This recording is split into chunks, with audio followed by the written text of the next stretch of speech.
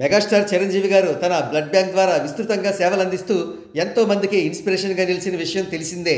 ఇలా ఇన్స్పిరేషన్ పొందిన వారిలో సాధారణ ప్రజానీకం మాత్రమే కాదు, టాప్ సెలబ్రిటీస్ కూడా ఉండడం విశేషం.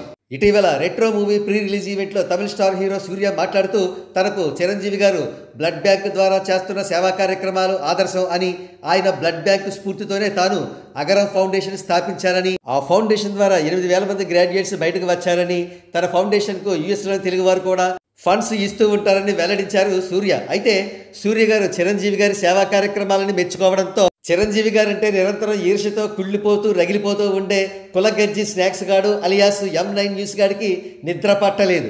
అందుకే తాజాగా natural star Nani hit 3 movie advance బుకింగ్స్ని, రెట్రో మూవీ అడ్వాన్స్ బుకింగ్స్ని హైదరాబాద్ థియేటర్స్కి సంబంధించి స్క్రీన్ షాట్స్ తీసి రెట్రో మూవీని తగ్గించే ప్రయత్నం చేశాడు. Advance bookings hit 3 versus retro. Hit 3 with its A rating is filling up fast. Retro has a fail to generate slightest excitement among Telugu fans.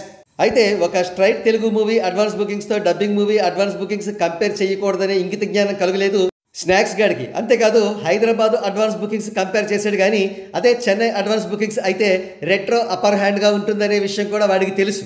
ఇప్పుడు స్నాక్స్ గడి పెట్టిన ఈ పోస్ట్పై ఎటువంటి కామెంట్స్ వచ్చాయో పరిశీలిద్దాం.